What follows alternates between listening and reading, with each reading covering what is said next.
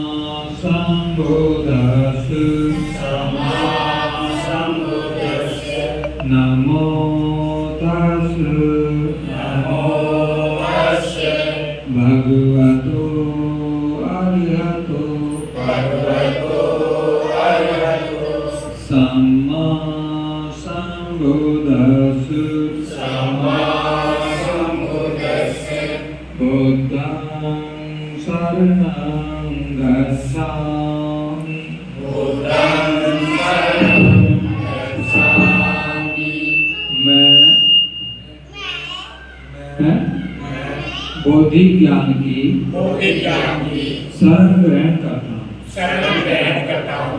धम्मं शरणं गच्छामि।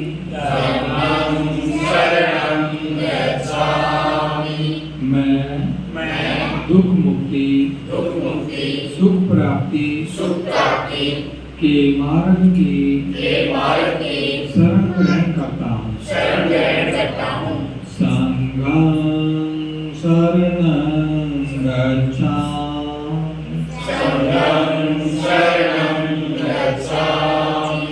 मैं दुख मुक्ति सुख प्राप्ति के मार्ग पर चल रहे संघ की शरण ग्रहण करता हूँ। द्वितीयंपि बुद्धं शरणं गच्छामि। द्वितीयंपि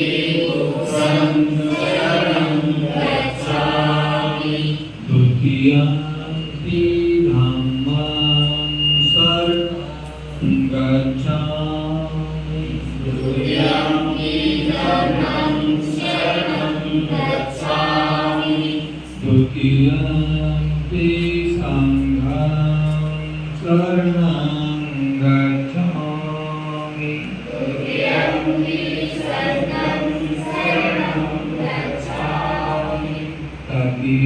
तृतीयंपि बुद्धं शरणं गच्छामि।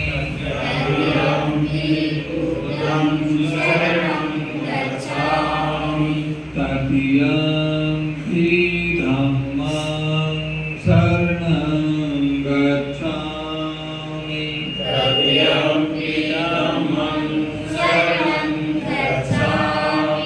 तृतीयंपि संघं शरणं गच्छामि।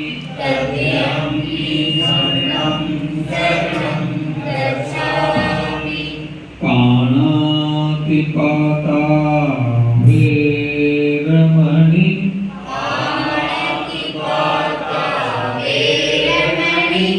सिक्खापदं समादियामि। मैं प्राणी हिंसा न शिक्षा ग्रहण करता हूँ। अधिन्ना दाना वेरमणि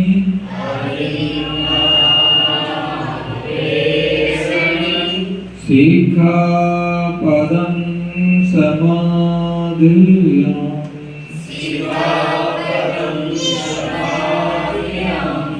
मैं चोरी न करने की शिक्षा ग्रहण करता हूँ। कामेषु मिथ्याचारा वेरमणि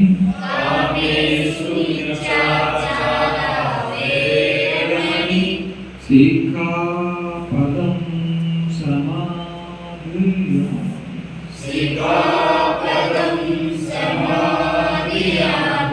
मैं व्यभिचार न करने की शिक्षा ग्रहण करता हूँ।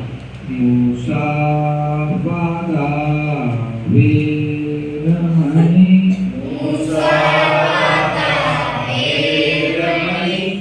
सिक्खापदं समादियामि। मैं झूठ चुगली निंदा न करने की शिक्षा ग्रहण करता हूँ। सुरामेय मज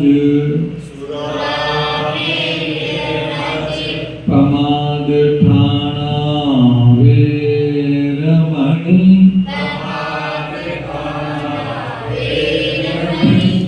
सिक्खापदं समादियामि।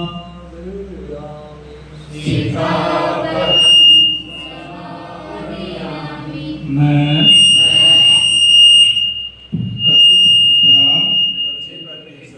व किसी भी प्रकार के प्रमाद उत्पन्न करने वाले नशे न करने की शिक्षा ग्रहण करता हूँ। साधु साधु साधु बुद्धं नमामि धम्मं नमामि संघं नमामि। साधु साधु सभी समाज को परम श्रद्धेय भिक्षु करुणाशील भाव को नमन करते हुए आप सभी के लिए मंगल कामनाएं। सभी को नमो बुद्धाय, जय भीम। जब भी कोई भिक्षु किसी नगर में आता है, उस नगर के लोग भिक्षु का आदर सम्मान करते हैं, उसका स्वागत भी करते हैं, उसकी रक्षा भी करते हैं, सुरक्षा भी करते हैं। ये महाकारुणिक बुद्ध के समय की परंपरा है। ये बात में लिख रहे हैं क्या लिख, ये बात में क्या लिख रहे हैं?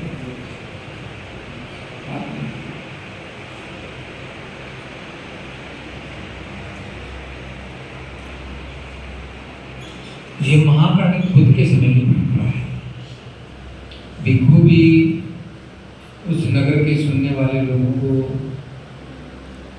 जो भी महाकारुणिक बुद्ध का कल्याणकारी मार्ग बताते हैं और सुनने वाले यदि उसे ध्यान से सुनते हैं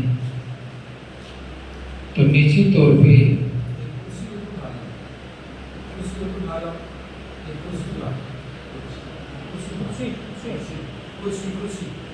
कुर्सी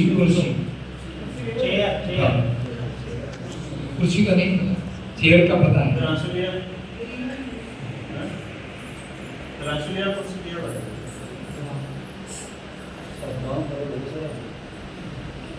यदि सुनने वाले उसको ध्यान से सुनते हैं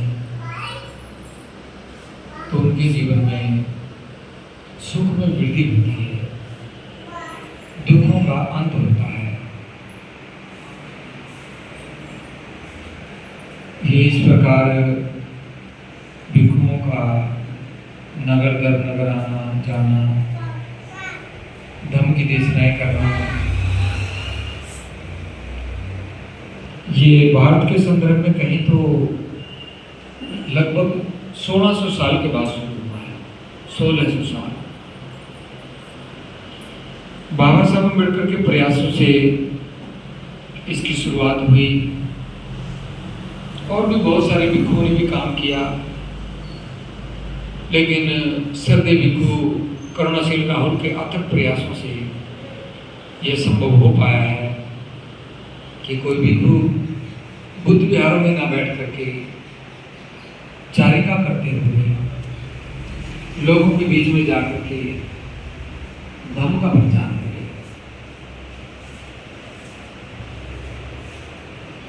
सरदे भिक्षु जी ने बाबा साहब अम्बेडकर द्वारा जो लिखे हुए ग्रंथ हैं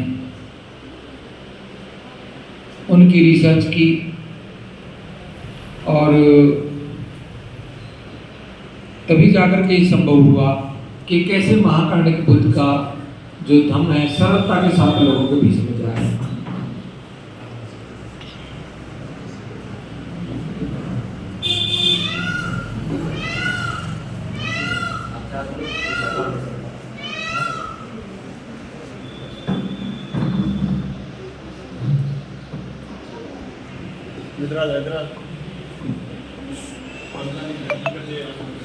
तो आज आपसे भी हम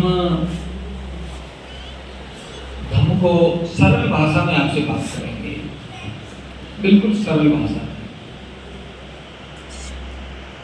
क्योंकि महाकारुणिक बुद्ध का जो धर्म है ये आपको इसके बारे में थोड़ा सा पता होना चाहिए। मैं बता रहा हूँ, थोड़ा सा ध्यान से सुनो, हर जगह इसकी जरूरत पड़ेगी,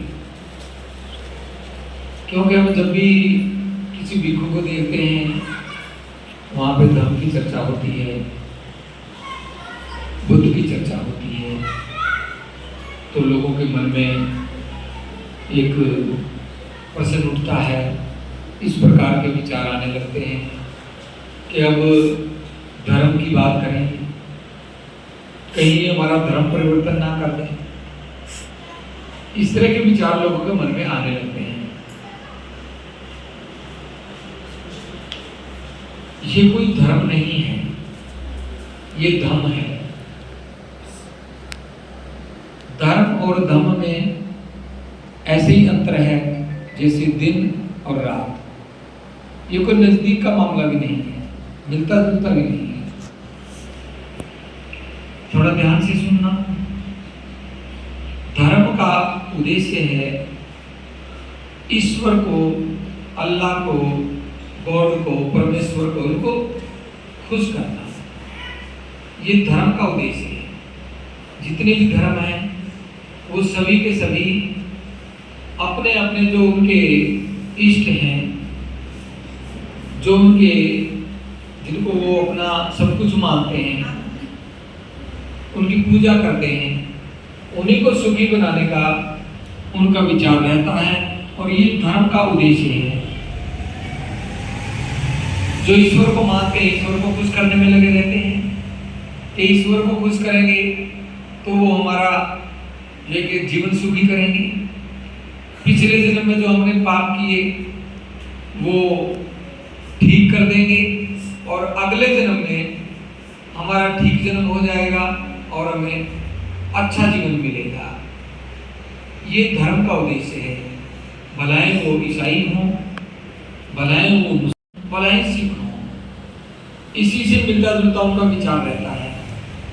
वो अपने शास्त्रा को, जो उनका शास्त्रा है, जो उनका केंद्र बिंदु है, जिसको वो मानते हैं, उसी को खुश करने में रहते हैं। समझ में आ रही बात? जो भी धर्म वाले हैं उनको आप देख लेना, वो इसी प्रकार करते हैं। भलाए कोई लोक पूजा करो, भलाए कोई मंत्र जाप करो, भलाए कोई व्रत रखो, भलाए कोई त्योहार मनाओ, कुछ भी करे, कुछ भी करो, बस उनका उद्देश्य एक ही रहता है। लेकिन बुद्ध ने कहा कि मेरा केंद्र बिंदु कोई ईश्वर नहीं है, कोई और नहीं है, कोई अदृश्य शक्ति नहीं है। मेरा केंद्र बिंदु तो मनुष्य है, मनुष्य। मैं जो कुछ भी करूंगा, जो कुछ भी कहूंगा, जो करने के लिए कहूंगा, बस उसमें मनुष्य का जीवन सुखी होना है। मुझे खुश करने की आवश्यकता नहीं है। मुझे खुश कर भी दोगे, मुझे खुश करने का प्रयास करोगे, जब तक आप सुख के मार्ग पे नहीं चलोगे, सुख नहीं मिलेगा। इसलिए बुद्ध ने कहा मुझे सुखी करने की आवश्यकता नहीं। मैं जो कुछ भी कहूंगा, जो कुछ भी करने के लिए कहूंगा, उसमें मनुष्य सुखी हो जाएगा। दोनों बात समझ में आ गई? क्यों जी? पीछे वाले की समझ में आ रही? जो मैं कह रहा हूं बात समझ में आ रही? आ गई। इधर बहनों को समझ में आ रही, बच्चों समझ में आ रही? नहीं समझ में आए तो बता देना, हम दोबारा दोहरा देंगे इसी चीज, बस आपको समझ में आनी चाहिए।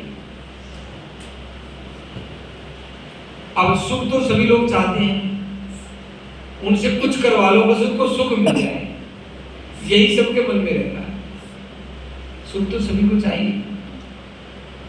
किस किस को सुख चाहिए? हाथ ऊपर करके बताएंगे कि मुझे सुख चाहिए। जो हाथ ऊपर करेगा उसी को मिलेगा, जो हाथ ऊपर नहीं करेगा उसको नहीं मिल पाएगा। सबको सुख चाहिए। थोड़ा ध्यान से सुनना, थोड़ा ध्यान से सुनना। महाकारुणिक बुद्ध का जो धम्म है उसके दो आधार तत्व, सिर्फ दो बातों पर टिका हुआ है। पहला है कि कोई भी व्यक्ति यदि वो अपने दुख के अस्तित्व को स्वीकार नहीं करेगा, यानी कि अपने दुख को स्वीकार नहीं करेगा, तो उसका दुख दूर नहीं हो पाएगा। अब मैं कह दूं जी आप दुखी हो, मैं आपका दुख ठीक करूं, आप कह दो जी मैं तो कोई दुखी नहीं, मैं तो ठीक ठाक, भला ही दुखी हो। क्यों हम किसी को बताएंगे हम दुखी हैं? मन में ऐसा विचार आएगा, और जब दुख को छुपाओगे तो फिर दुख ठीक नहीं होगा। दुख का ही नहीं पता चलेगा, निवारण का कैसे पता चलेगा? और निवारण का नहीं पता चलेगा तो हमें मार्ग का क्या पता चलेगा? ये सुख का मार्ग कौन सा है? यहां तक बात समझ में आ गई? इसलिए दूसरा जो आधार तत्व है वो है एक व्यक्ति का दूसरे व्यक्ति के साथ अच्छे संबंध का होना ही बहुत उत्तम है। आप इतने सारे लोग बैठे, आपके अपने अपने घर हैं, अपने अपने घरों को देखो। यदि घर में सास बहू का संबंध अच्छा नहीं है तो क्या सुख आएगा? अंदाजा लगाओ। यदि सास बहू के संबंध ही अच्छे नहीं है तो इसका मतलब वहां दम नहीं है, वहां बुद्ध के अनुकंपा नहीं है, और वो परिवार हमेशा दुखी रहेगा। यदि पति पत्नी का संबंध अच्छा नहीं है, भले आपके 50 एकड़ जमीन हो, चाहे आप कितने पढ़े लिखे हो, चाहे कुछ भी हो, लेकिन सुख नहीं मिलेगा। सुख का तो मार्ग है, दुख का भी मार्ग है और सुख का भी मार्ग है। दुख से और दुख की ओर जाने का भी मार्ग है। समझ रहे हो मेरी बात? दुख से और दुख की ओर जाने का भी मार्ग है, और दुख से सुख की ओर भी जाने का मार्ग है, और सुख से सुख की ओर जाने का भी मार्ग है, और सुख से दुख की ओर भी जाने का मार्ग है। समझ रहे हो इस बात? मार्ग पे चलना पड़ेगा। जैसा महाकारुणिक बुद्ध ने बताया वैसा करना पड़ेगा। तो सुख का बारे में बता दूं थोड़ा सा। ज्यादा तो बताऊंगा तो समझ में नहीं आएगा, क्योंकि ये तो समुद्र है और जो चीज 5 दिन में बताई जाती है वो थोड़ी देर में सही से बताई नहीं जाएगी, इसलिए थोड़ा सा बता देता हूँ। बस आपको ये विश्वास हो जाए कि वाकई में जो ये धम्म है, जो ये लिख रखा है, ये तो महाकार्णिक बुद्ध ने हमारे कल्याण के लिए खोजा है, हमारे जीवन के सुख के लिए खोजा है। आपको विश्वास हो जाए। थोड़ा सा बताता हूं, ध्यान से सुनना। यदि किसी भी व्यक्ति के मन में अच्छे विचार आने लग जाए, विचार अच्छे आने लग जाए, विचार अच्छे आएंगे तो वह अच्छा ही बोलेगा, अच्छा ही करेगा, और जब अच्छा बोलेगा, अच्छा करेगा तो फिर उसका परिणाम भी अच्छा आएगा, और जब परिणाम अच्छा आएगा तो फिर जीवन में सुख आएगा। समझ में आ रही बात? आप जो कुछ भी हो, ये महाकार्णिक बुद्ध के शब्द हैं, आप जो कुछ भी हो ये आपके सोचने का परिणाम है। किसी ने सोचा मैं डॉक्टर बनूं तो वो डॉक्टर बना, किसी ने सोचा मैं इंजीनियर बनूं वो इंजीनियर बना, किसी ने सोचा मैं एक्शन बनूं वो एक्शन बना। जिसने जो सोचा वो वही बना। बिना सोचे कोई व्यक्ति नहीं बन सकता, पहले सोचना ही पड़ेगा। जब विचार आएगा मन में तो तब वो उस पर काम करेगा। समझ में आ रही बात? यदि मन से अच्छा सोचोगे तो अच्छा परिणाम आएगा, और बुरा सोचोगे तो बुरा परिणाम आएगा। यानी दूसरे शब्दों में कहूं, यदि आप अच्छा कार्य करोगे, अच्छा कर्म करोगे तो सुख आएगा, और यदि अच्छा कर्म नहीं करोगे, बुरा कर्म करोगे तो दुख आएगा। ये तो समझ में आ रहा है? क्यों भाई, सभी को समझ में आ रहा है? इसमें तो कोई ज्यादा दिक्कत नहीं होगी। भाई अच्छा काम करोगे तो सुख आएगा, और बुरा काम करोगे तो दुख आएगा। बिल्कुल आसान है ना? अब आप ये कैसे मापोगे, ये कैसे आप आकलन करोगे कि दुख क्या है, सुख क्या है, और अच्छा कर्म क्या है और बुरा कर्म क्या है? अच्छा कार्य कौन सा है, बुरा कार्य कौन सा है? आप ये कैसे मापोगे? मापने का कोई पैमाना है क्या? महाकार्णिक बुद्ध ने इसका पैमाना दिया, और जब उन्हें धम्म का ज्ञान हुआ, उन्हें संबोधि प्राप्त हुई, तो जब उन्होंने पहला धम्मोपदेश दिया तो पहले धम्मोपदेश में ही उन्होंने इसका अर्थ बताया। ध्यान से सुनना आपके। महाकार्णिक बुद्ध का कहना है, बनना चाहता है, कोई भी व्यक्ति अच्छा बनना चाहता है, सुख चाहता है, तो उसके लिए उस व्यक्ति ने अपने जीवन में आदर्श के रूप में कोई न कोई मापदंड अपनाने होंगे। उसके कोई नियम हो, कोई मापदंड हो कि ये मेरे मापदंड है, मैं ऐसा करूंगा, तभी उसको पता चलेगा। मापदंड ऐसे होने चाहिए जो स्वयं को भी सुख दें और औरों को भी सुख दें, किसी की हानि ना करें, उसको कहते हैं अच्छा मापदंड। तो महाकार्णिक बुद्ध ने 5 श्रेष्ठ मापदंड दिए, 5 श्रेष्ठ मापदंड, और कहा कि यदि कोई भी व्यक्ति अपने जीवन में ये 5 मापदंड आदर्श के रूप में स्वीकार करेंगे तो निश्चित तौर पे वो ये माप सकेगा, ये पता कर सकेगा कि मैं अच्छा कार्य कर रहा हूं या बुरा कार्य कर रहा हूं।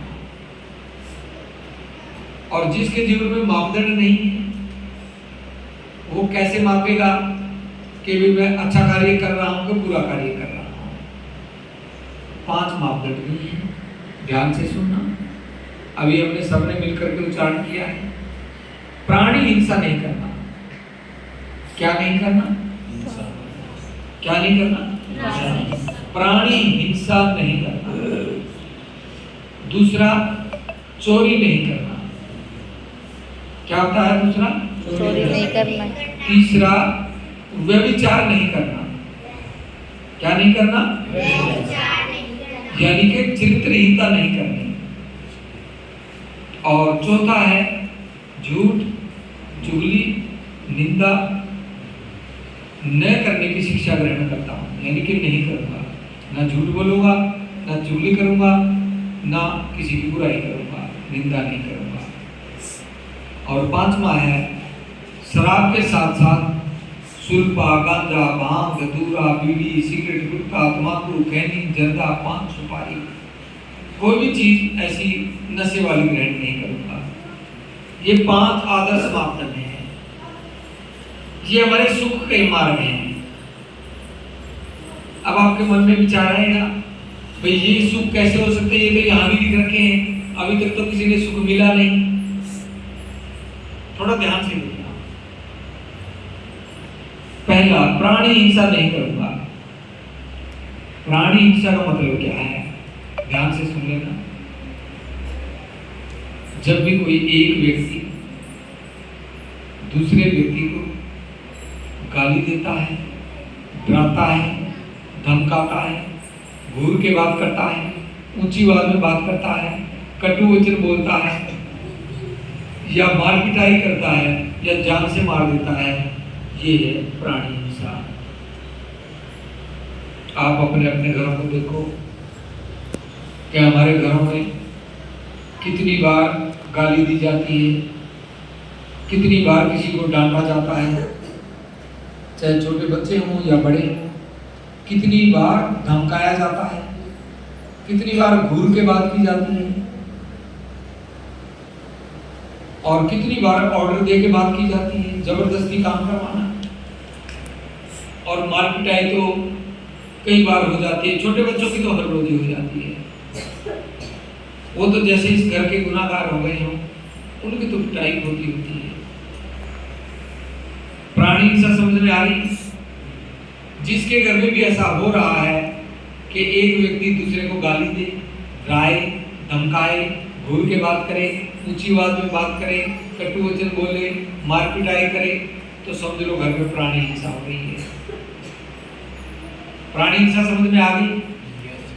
किस किस को समझ में आ रही है? सबको, पीछे वाले को आ रही है?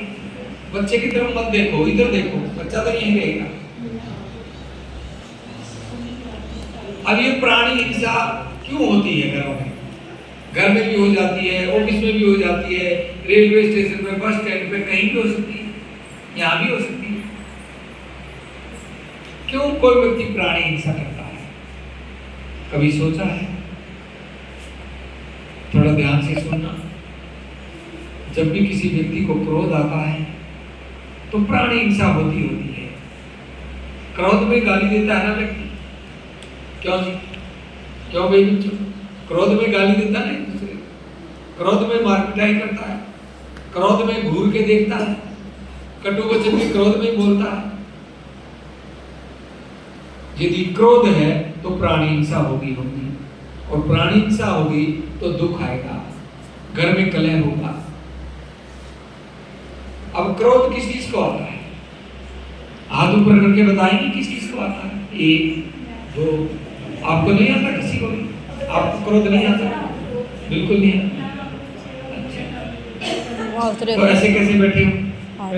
पैर में दिक्कत है। एक व्यक्ति है, इसको कभी क्रोध नहीं आता। ये देखना आपने, मैं तो पहली बार देख रहा हूं, इसको क्रोध नहीं आता। और आता हो तो ऐसा देख लेना, कहना भी आपने कहा था मुझे तो क्रोध नहीं आता, तो इसको याद दिला देना ताकि ये क्रोध को। आपको तो देर हो गए साहब, के पिताजी तो आपसे आपके पिताजी तो खूब देर आता। आप क्या करें? ये ऐसे बोल रहे हैं, इनके पिताजी को आता। आपको नहीं आता, इनको नहीं आता। ये अभ्यास तो आप यही को आप ही बताओ इसको आता कि नहीं आता? आपके बच्चे बैठे हैं? मेरे बच्चे तो दूर से आए। दूर से आए, ठीक है। इसको क्रोध नहीं आता, बाकियों को सबको क्रोध आता है। थोड़ा थोड़ा आता है इसको, बाकी देता है, उसके परिणाम आ जाते हैं, कोई उसको दबा जाता है। क्रोध तो सभी को आता है, समझे इस बात को। और जिसको भी क्रोध आता है प्राणी हिंसा होगी होगी, और प्राणी हिंसा होगी तो दुख आएगा, ऐसा महाकाणी बुद्ध का कहना है। इसको ज्यादा नहीं बताएंगे, ज्यादा बताएंगे तो एक में समय लग जाएगा। दूसरा, चोरी नहीं करता। चोरी तो शायद आप में कोई नहीं करता होगा, क्योंकि चोरी करना बहुत बुरी बात है। चोरी करने वाले का कहीं सम्मान नहीं होता। हर कोई व्यक्ति उससे अपना सामान छुपा करके रखता है, उसका कहीं भी आदर नहीं होता, उसकी बात पे कोई विश्वास नहीं करता। और पुलिस वाले भी किसी और का भी चोरी हो जाए, भले उसने ना की हो, लेकिन नाम उसी का आएगा। और किसी के भी चोरी हो जाए, वो भयभीत हो जाएगा कि मैंने तो की नहीं, कौन कर गया, अब मेरा ही नाम आना है। और चोरी हो गई, किसी को पता नहीं चला, पुलिस आएगी तो वो व्यक्ति भयभीत रहेगा कहीं मेरा पता न चल जाए, और पूरा का पूरा जीवन भय में गुजरेगा, सुख नहीं आएगा। चोरी भलाई छोटी हो बड़ी हो, चोरी तो चोरी है, इसलिए कभी चोरी नहीं करना। कई लोग कर्मचारी हैं तो ऑफिस में से कागज उठा के ले आए, चलो बच्चों को दे देंगे, ये तो पूरा दस्ता आया है, ले चलते हैं, कागज ही ले चलते हैं उठाकर, ये भी चोरी है। पेंसिल आई है, पेन आए हैं, तो सोचे चलो ले चलते हैं, 4 पेन मिले हैं, 2 बच्चों को दे देंगे, 2 मैं काम कर लूंगा, खत्म हो जाएंगे तो और मान लूंगा। तो ये भी चोरी है। किसी की कोई वस्तु रखी है और आप उसकी तरफ देख रहे हो, ये तो चीज को बहुत अच्छी, इसको तो मैं ही ले चलूं, मैं ही अपना बना लूं, ले चलूं उसको घर पे। और अचानक कोई व्यक्ति आ गया और कहेगा अरे क्या कर रहे हो भाई यहाँ? नहीं, कुछ नहीं, भयभीत हो जाएगा। और हालांकि मन में भाव आया था, चोरी नहीं की, भाव भी आएगा तो जीवन में दुख आएगा। तो कभी भी चोरी मत करना। कई प्रकार की चोरी हो जाती है, इसका विवरण बहुत ज्यादा हो जाएगा, बस आप इतने से समझें कि चोरी करना बहुत बुरी बात है। चोरी करोगे तो दुख आएगा, ईमानदार रहोगे तो सुख आएगा। ईमानदार व्यक्ति कहीं भी जाए, कैसी भी सभा हो, कोई भी पंचायत हो, तो निसंकोच जाएगा, भय रहित होकर के जाएगा, और वो अच्छा बोलेगा, निर्भय होकर के बोलेगा, और ऐसे व्यक्ति को पंचायत में लोग सुनते भी हैं। समझ में आ गई? इसलिए कभी भी चोरी मत करना। चोरी करना बहुत बुरी बात है। चोरी करने से सुख नहीं आता, दुख आता है। ईमानदार बनना है। तीसरा, व्यभिचार नहीं करना, चरित्रवान रहना। महिलाएं पर पुरुष के प्रति, पुरुष पर महिलाओं के प्रति कभी भी चरित्रहीनता का विचार भी मन में न लेकर के आए। समझ रही बात? महाकाणी बुद्ध का कहना है, हे मनुष्यों, तुम व्यभिचार से सदा बच के रहना। व्यभिचार आग का गड्ढा है। और कहा, हालांकि मेरे धम्म में ईश्वर का कोई स्थान नहीं है, फिर भी जो स्थान दूसरे धर्मों में ईश्वर का है, वो स्थान मेरे धम्म में चरित्र का है, सदाचरण का है। समझ में आ रहा है? दूसरे धर्मों में जो स्थान ईश्वर का है, वो बुद्ध के धम्म में स्थान चरित्र का है।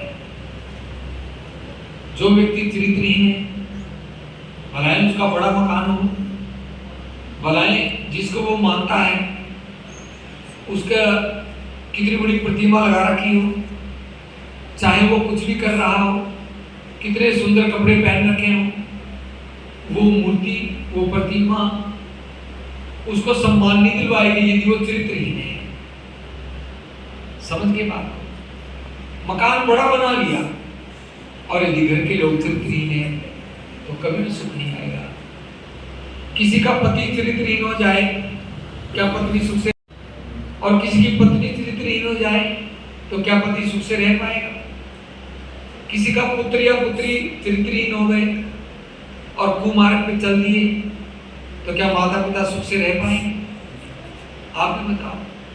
इसलिए कितना अद्भुत है महाकाणी बुद्ध ने जो ये सिद्धांत दिया, कितना अद्भुत है। उनको कैसे लगा होगा, कितनी मेहनत की होगी इस बात को ढूंढने में कि इससे भी समाज दुखी रहता है, कोई भी व्यक्ति भी दुखी रहता है। इसलिए मकान बनाए छोटा हो, पद बनाए कम हो, पैसे बनाए घर में कम हो, बस जितना सामर्थ्य है वो चरित्रवान होने में लगाओ। जीवन में कभी भी दुख नहीं आएगा, सुख ही सुख आएगा।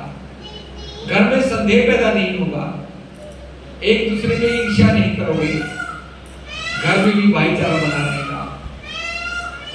समझ में आया तीसरा मापदंड?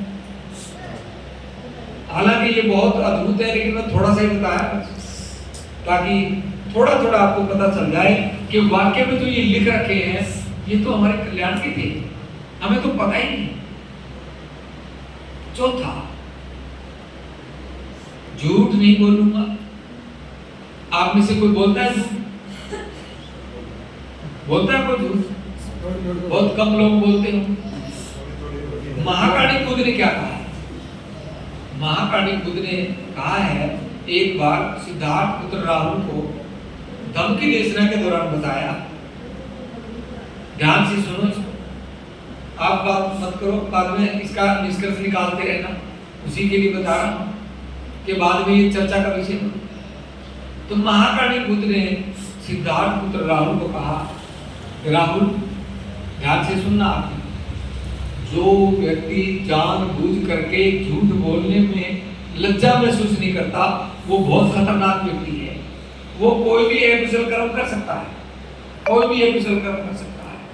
इसलिए ना तो हमें ऐसा बनना, और यदि हमारे कोई आसपास ऐसा है, या तो उसकी आदत छुड़वा दो या फिर उसको छोड़ दो, क्योंकि उसका कभी विश्वास मत करना, वह कोई भी अकुशल कर्म कर सकता है। समझ में आ रही है? जो व्यक्ति जानबूझ करके झूठ बोलता है और फिर लज्जा महसूस नहीं करता, शर्म महसूस नहीं करता, पश्चाताप नहीं करता, वह बहुत खतरनाक व्यक्ति है। वह कोई भी अकुशल कर्म कर सकता है। इसलिए तथागत ने कहा कि राहुल, हंसी मजाक में भी कभी झूठ मत बोलो, क्योंकि झूठ बोलने वाले को कोई विश्वास नहीं करता, उसका कोई सम्मान नहीं करता, उसकी कोई गवाही भी नहीं देता, उसको कोई कर्ज भी नहीं देता, क्योंकि वो झूठ बोलता है। वो जहां भी जाएगा अपमानित होगा, कोई भी उसका सम्मान नहीं करेगा। समझ में आ रही बात? कभी भी चुगली नहीं करना। चुगली करना अच्छी बात है, बुरी बात है? कौन कौन मानता है चुगली करना बुरी बात है? सच में पीछे बैठे पीछे आप नहीं मानते चुगली को बुरी बात है? चुगली करना बहुत बुरी बात है। आप में से कोई ऐसा है जिसने आज तक ना किसी की चुगली की हो, ना किसी की चुगली सुनी हो? वो हाथ ऊपर कर ले। सुनते तो हैं कि नहीं है।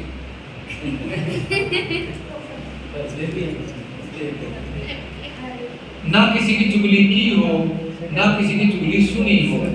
ये कोई बड़ाई की बात नहीं है कि भाई मेरा नाम आ जाए, मैं चुगली नहीं करता। मान लीजिए आपने चुगली की हो और आप वैसे हाथ खड़ा कर दो तो दो अपराध हो गए ना।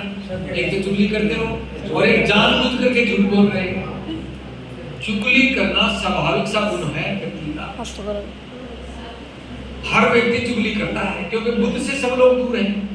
ये मापदंड के रूप में नहीं है। जिस दिन मापदंड के रूप में आ गया, कोई भी चुगली करेगा तुरंत हाथ जोड़ लेना, भैया किसी और की बात मुझे मत कहो, उसी को जाकर के कहो। अभी मापदंड में नहीं है और लोग सभी चुगली करते हैं। चुगली करने में कोई मिलता है क्या? मुझे कोई राशन कार्ड बनता हो, किसी को मकान प्लाट मिलता हो, कुछ भी मिलता हो, किसी को नौकरी मिलती हो। चुगली करने वाले के गले में माला डलती हो, आजा भाई आज पूर्णमासी है और आपके माला डालेंगे, तुम बहुत अच्छा चुगलखोर है, कोई कहता है क्या?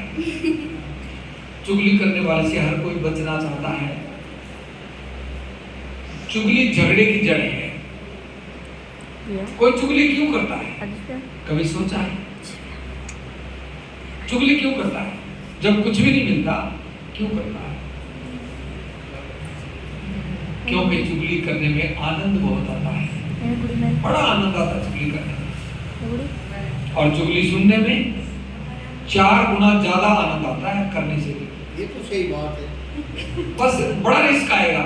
चाहे सर पे किसी ने वजन रख रखा है, कितना वजन हो सर पे, यदि चुगली करने का अवसर मिल गया तो बस वजन को भूल जाएंगे, बस चुगली में ही आनंद लेने के। भला दोनों बात छोड़ दें, कोई खतरा नहीं, पर चुगली का अवसर नहीं जाने देंगे।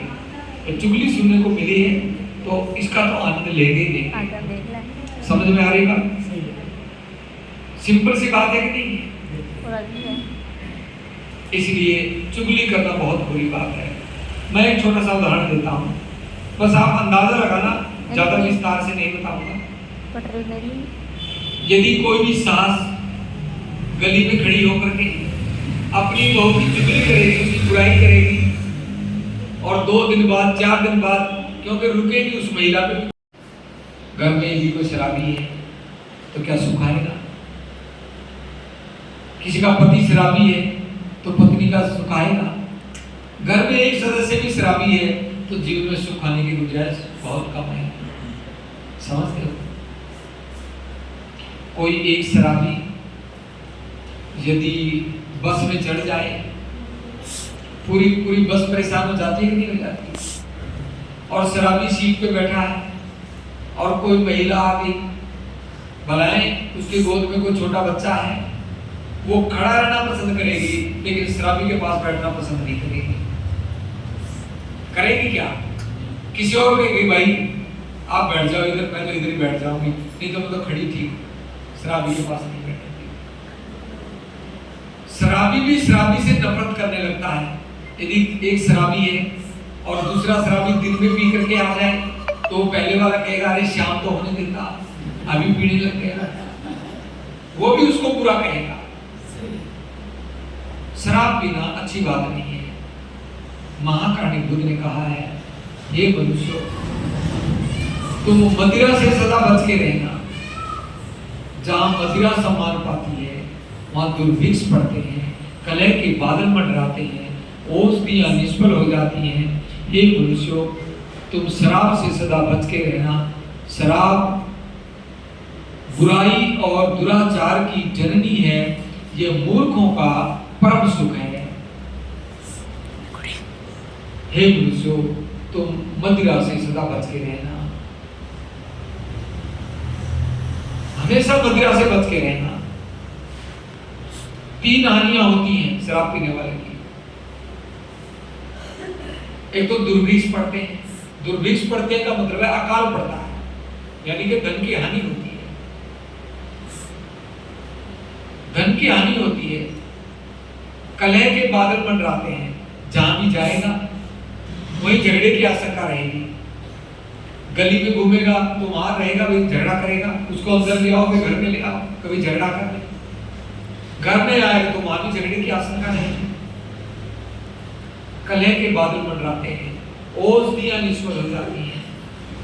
बहुत ज्यादा शराब पिएगा, गुर्दे भी खराब, आंतड़ी खराब, फेफड़े खराब, लीवर खराब, और फिर डॉक्टर भी कह देंगे भाई इसको घर ले जाओ, अब इसका दवा भी काम नहीं करेगी। औषधियां निष्फल हो जाती हैं। इसलिए महाकाणी बुद्ध ने कहा कि मदिरा से सदा बच के रहना। समझ में आ रही है? एक छोटी सी कहानी सुना रहा हूं। शराबी पे, आपके गांव में शराब का ठेका है, देखा है? ठेका है कि खुर्जा है? ठेका है कि खुर्जा है? ठेका है। इसी गांव का एक शराबी था, थोड़ी सी पहले से पी रखी थी, और उस ठेके पे गया और उसको कहता है, ए भाई ठेकेदार एक बोतल देना, थोड़ा काम नहीं चला, नशा नहीं हुआ, एक बोतल और दो। उसने कुछ पैसे दिए और ठेकेदार ने उसको शराब की बोतल दे दी।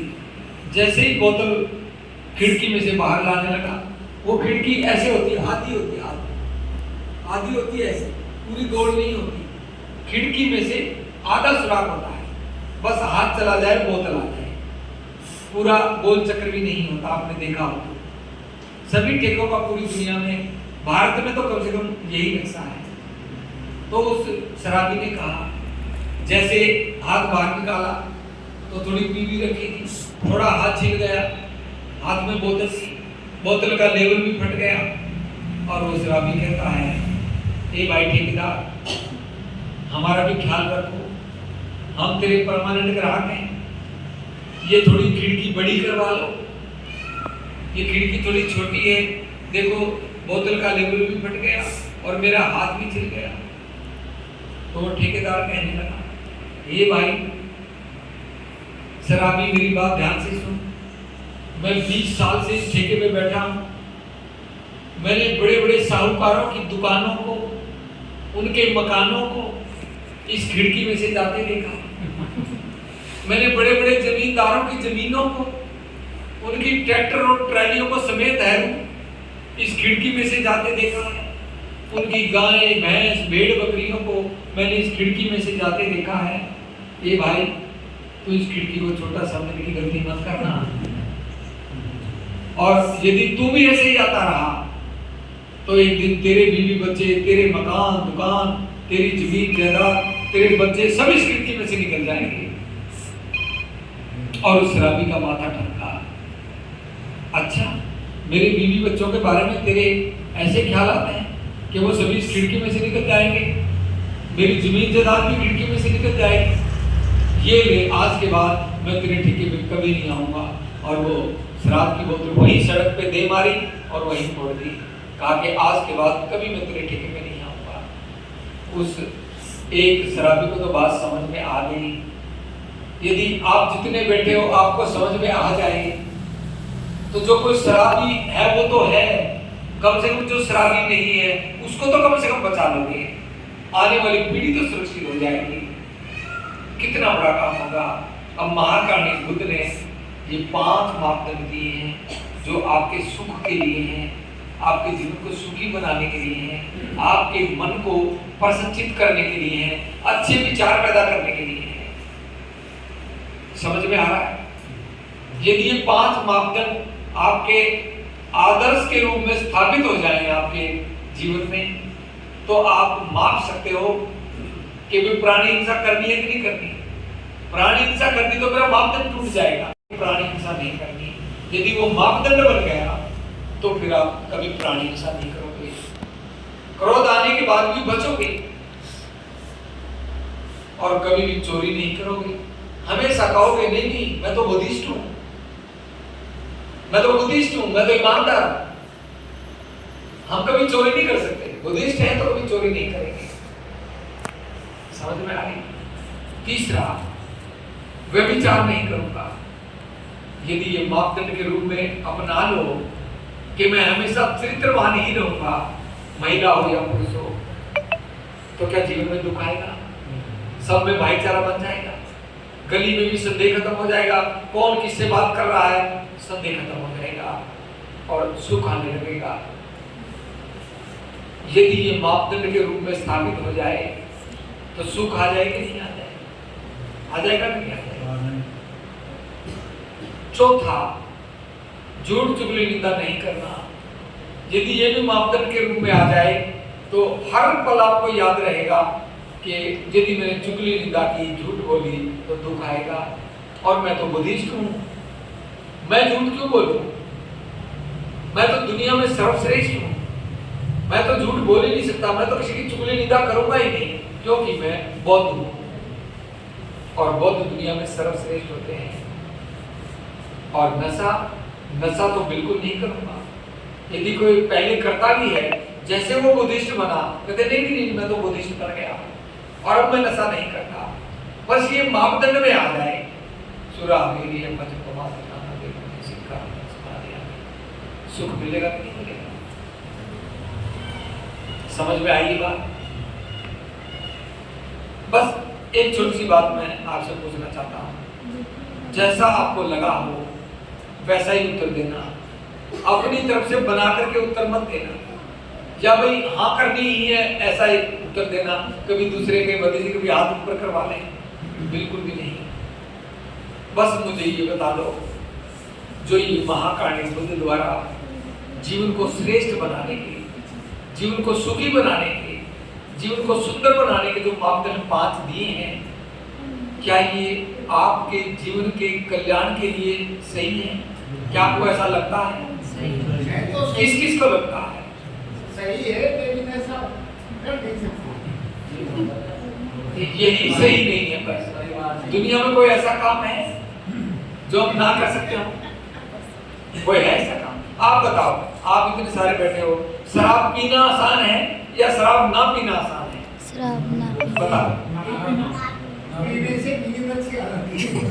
नींद तो वैसे भी अच्छी आ जाएगी। मन को प्रसन्नचित रखो, मन में क्रोध ना हो, द्वेष ना हो, आलस्य ना हो, और मन में किसी दूसरे के प्रति कोई द्वेष भावना ना हो, ईर्ष्या ना हो, तो तब भी नींद अच्छी आएगी, बल्कि रात को बुरे सपने भी नहीं आए।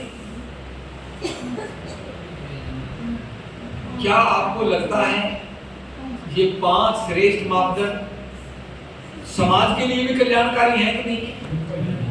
क्या समाज को भी ये ग्रहण करने के लिए प्रोत्साहित करते हैं? यदि ऐसा हो जाए, कल्पना करो, और ऐसा नहीं है कि ऐसा नहीं हो सकता, ये तो बिल्कुल आसान सा काम है। किसी को क्रोध आता हो, प्राणी हिंसा करता हो, चोरी की भावना भी होती हो, और वो व्यभिचार का भी भाव मन में आता हो, तृप्ति भी हो, और चुगली निंदा भी करता हो, नशा भी करता हो, सरदेवी डॉक्टर करुणासिंह राहुल ने आपके लिए प्रबंध किया है 13 सितंबर से 23 सितंबर, जहां बाबा साहब अम्बेडकर ने संकल्प लिया था हमारा कल्याण करने के लिए, गुजरात के वडोदरा में, वहां 10 दिन का सामने कैंप लग रहा है। सामने कैंप, और जो भी वहां आएगा उसका क्रोध शांत होगा, बताया जाएगा कि कैसे क्रोध शांत करना है, कैसे आपने अपने मन को संचालित करना है, ये मन कैसे कैसे काम करता है, अच्छे काम कैसे करता है, बुरे काम कैसे करता है, कैसे अच्छे काम करने के लिए इसको प्रोत्साहित करना है, कैसे बुरे कार्यों से बचाना है, कैसे नशा छोड़ना है, सभी की सभी चीजें आपको वहां बताई जाएंगी। 10 दिन तक आपका अनुभव करवाया जाएगा, अभ्यास करवाया जाएगा, और फिर देखना 10 दिन के बाद जब आप यहाँ आओगे, चेहरे पे मुदिता मिलेगी, चेहरा निर्मलता से भरा हुआ मिलेगा, मुदिता रहेगी चेहरे पे। ये उदासी, ये निराशा, ये लटका हुआ चेहरा बिल्कुल शांत हो जाएगा, मन शांत हो जाएगा। बस वहां 10 दिन ध्यान साधना होगी, विपස්සना होगी, और महाकाणी बुद्ध की देशनाएं सर्वदेवते करुणासिंह राहुल के मुखारविंद से होगी, और 10 दिन का कार्य है। जहां पे बाबा साहब अम्बेडकर ने संकल्प लिया, वडोदरा राजा के 11 दिन नौकरी करके और छुआछूत से अपमानित होकर के, दुखी होकर के नौकरी छोड़ करके आ गए, और जब रेलवे स्टेशन पे आके बैठे तो पता चला रेल 4-5 घंटे लेटे हैं। वहां बैठ करके विचार किया कि मैं इतना पढ़ा लिखा, जब मेरा अपमान होता है तो फिर समाज का क्या होगा? समाज का तो बहुत बुरा हाल होगा। मैं अपना पूरा का पूरा जीवन समाज की ये गुलामी की बेड़ियां तोड़ने के लिए लगाऊंगा। ऐसा संकल्प बाबा साहब ने लिया था। उसी की बदौलत हम पढ़े लिखे, हमारे पास धन आया, हम एमएलए मंत्री बने, सरपंच बने, जिला पार्षद बने, हमारा थाने तहसील में सम्मान होने लगा, हमारी एप्लीकेशन सुनने लगे, हम ज्ञान बांटने लगे, हम लेक्चरर प्रोफेसर बने। ये बाबा साहब को संकल्प से हुआ। यदि आपके मन में भी थोड़ा सा आ जाए कि मैं भी उस संकल्प भूमि पे चलता हूँ और 10 दिन मैं भी उस भूमि पे रहूं और हमारे पूर्वजों की ये विरासत अपने कंधे पे रखूं जो दुनिया में सर्वश्रेष्ठ है, तो निश्चित तौर पे मेरे मन में भी संकल्प का भाव जाग जाए। कम से कम मैं अपना कल्याण तो कर ही लूं, और संभव हुआ तो औरों का भी कल्याण करूं, क्योंकि यहाँ पे बाबा साहब ने संकल्प लिया तो हमारा कल्याण हुआ, और यदि हम संकल्पित होंगे तो आने वाली पीढ़ी का कल्याण होगा। तो बस यदि ऐसा भाव मन में आता है तो 10 दिन के लिए आप गुजरात के वडोदरा में आइए, आपके इधर से ही रेल जाती है, सीधी वडोदरा जाती है, हिसार से भी आती है, और मेरे ख्याल हनुमानगढ़ से भी इधर को कहीं कहीं को आती जाती है, और जयपुर से भी जाती है। हर जगह से रेल जाती है, सीधी वडोदरा जाती है। उसमें टिकट करवाओ और 10 दिन का मन बनाओ। काम तो रोज ऐसे ही चलने हैं, घर तो ऐसे ही मिल जाएगा, नौकरी भी चौकी तो मिल जाएगी। अपने जीवन के कल्याण के लिए, महाकाणी बुद्ध के ये मापदंड समझने के लिए, हमारा मन कैसे संचालित होता है, कैसे कैसे इसमें क्रोध आता है और कैसे कैसे क्रोध को शांत करना है, आपको बिल्कुल प्रशिक्षण करवाया जाएगा। इसलिए आप अपना मन बनाइए और 10 दिन के लिए अपनी तैयारी करिए। अभी से टिकट करवाइए और आने के लिए तैयार हो जाइए। निश्चित तौर पे मैं पूरे विश्वास के साथ कहता हूँ कि ये बहुत बड़ा कार्य है जो आपके जीवन में आपको पहली बार अवसर मिल रहा है। बस इतनी ही बात मैंने कहनी थी। तो यदि आप में से कोई वहाँ जाना चाहता है या इस क्षेत्र में काम करना चाहता है, एक प्रचारक के रूप में काम करना चाहता है, इसकी चर्चा करना चाहता है, बस वो भी अपना नाम लिखवा दें ताकि उनको भी याद किया जाए। इतनी सी बात मैंने करनी थी।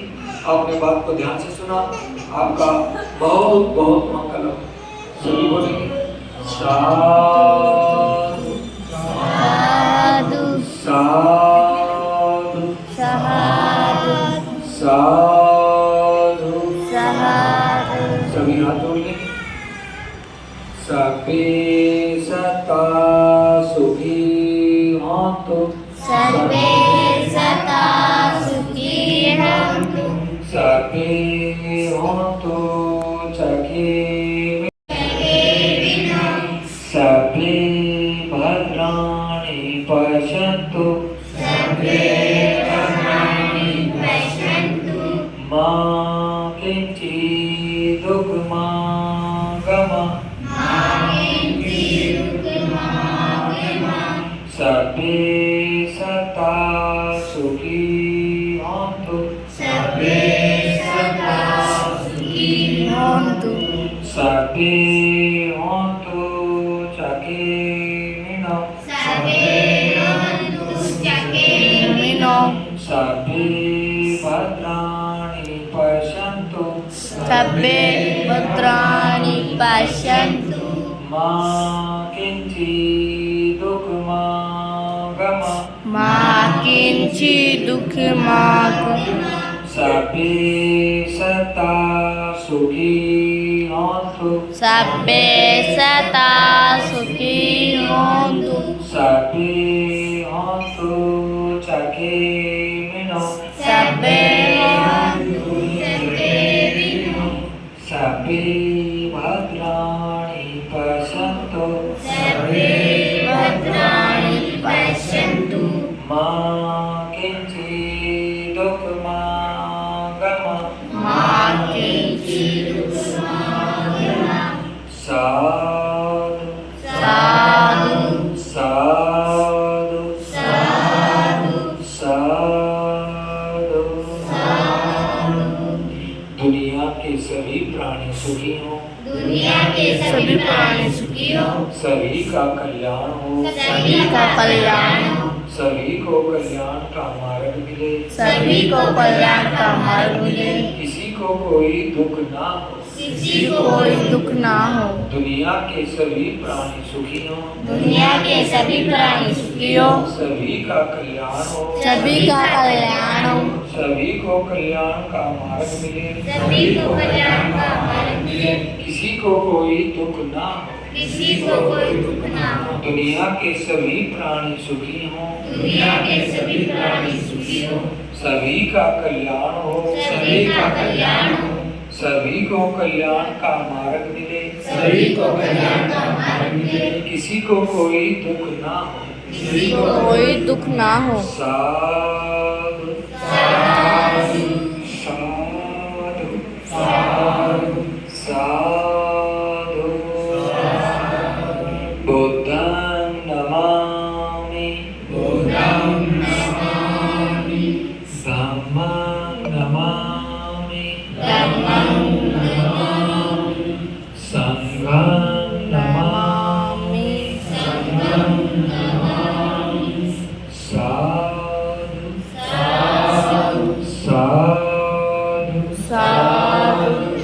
साधु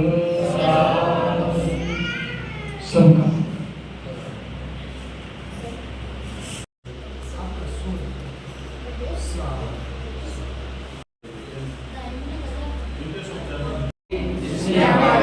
ये उत्तम पायस प्यार की है। बाबा साहेब आपकी अनुकंपा से आज हमें उत्तम भोजन ग्रहण करने का शुभ अवसर मिला। बाबा साहेब आपका धन्यवाद। बाबा साहेब आपका धन्यवाद। बाबा साहेब आपका धन्यवाद। आपका धन्यवाद। अभी आप पायस ग्रहण करेंगे। अनन्यमय च दुख बीचे माता यथा नियम पुत्रम आयुषा एक पुतम अनुरक्षे भवे सब लोकस्मि भवेषु सुखं यदं कथिंचे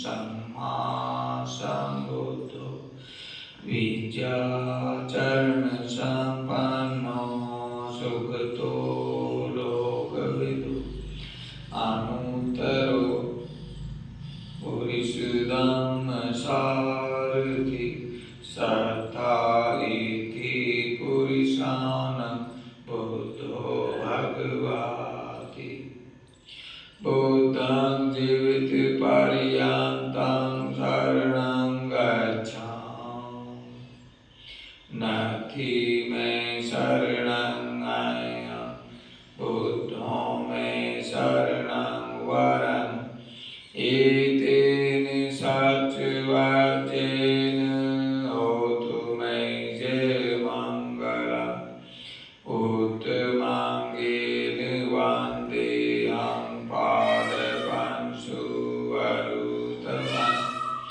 बुद्धेयो कलितो दोषो बुद्धो भमतु तं मम यं किञ्चिरत्नं लोके विद्यते विदापतु रत्नं बुद्धिसमं नास्ति तस्मात् शान्ति भवन्तु मे यो सन्निशिनो वर्गोऽधिमूले मारं ससेन मैथिं विजेतुः सम्बोधिमागच्छे अनन्तयानो लोकोत्तमोत्तमं प्रणमामि बुद्धम्। साक्षातो भगवता धम्मो सन्दिटिको अकालिको एहिपासिको उपनायको पञ्चतं वेदितव्यो वियुङ्हिति धम्मं जीवितपर्यन्तं शरणं गच्छामि नास्ति मे शरणं नयनं धम्मो मे शरणं वरम् एतेन सच्चवाचेन होतु मे जय मङ्गलम् उत्तमाङ्गेन वन्देऽहं धम्मं चतुर्विधं वरम् धम्मे यो कलितो दोषो धम्मो कमतु तं मम यन्ति भवन्तु मे अढङ्गिको हरियो पदो जनान् निब्बान प्रवेश तुझको मार्गो धम्मो अयं शान्तिकरो प्रणीतो न्यायनिको तमं प्रणमामि धम्मम्। सुपटिपन्नो भगवतो सावक संघो जुपटिपन्नो भगवतो सावक संघो न्यायपटिपन्नो भगवतो सावक संघो सामीचिपटिपन्नो भगवतो सावक संघो यदिदं चत्तारि पुरुषयुगानि अष्टपुरुषपोकला एष भगवतो सावक संघो आहुनयो पाहुनयो दक्षिणयो अंजलिकरणयो अणुतरं भूयं खेतं लोकसवति संगं जीवितपर्यन्तं शरणं गच्छामि नति मे शरणं अयं संघो मे शरणं वरम् एतेन सच्वचेन होतु मे जयमङ्गलम् उत्तमाङ्गेन वन्देऽहं सङ्घं च त्रिविधोत्तमम् सङ्घेयो खलितो दोषो सङ्घो खमतु तं मम यं किञ्चिरत्नगलोके विजयति विविधापतु रत्नं सङ्घ समानाति तस्मात् भवन्तु मे संघो विशुद्धो वरदक्षिणयो सतेन्द्रियो सबमलपहीनो गुणहीन केहि समधिपतो अनासवोत्तमं प्रणमामि संघम् सब कुशलस्य कारणं कुशलस्य उपसम्पदा सचित् परियोदपनम् एतं बुद्धानुशासनं साधु साधु साधु सर्वे सदा सुखी होन्तु सर्वे होन्तु जगेमिनो सर्वे भद्राणि पश्यन्तु मा किञ्चित् दुर्घटना सर्वे सदा सुखी होन्तु सर्वे होन्तु जगेमिनो सर्वे भद्राणि पश्यन्तु मा किञ्चित् दुःखमागमः सर्वे सदा सुखी होन्तु सर्वे होन्तु जगेमिनो सर्वे भद्राणि पश्यन्तु मा किञ्चित् दुःखमागमः साधु साधु साधु। दुनिया के सभी प्राणी सुखी हों, सभी का कल्याण हो, सभी को कल्याण का मार्ग मिले, किसी को कोई दुख ना हो। दुनिया के सभी प्राणी सुखी हों, सभी का कल्याण हो, सभी को कल्याण का मार्ग मिले, किसी को कोई दुख ना हो। दुनिया के सभी प्राणी सुखी हों, सभी का कल्याण हो, सभी को कल्याण का मार्ग मिले, किसी को कोई दुख ना हो। साधु साधु साधु। बुद्धं नमामि। धम्मं नमः संघं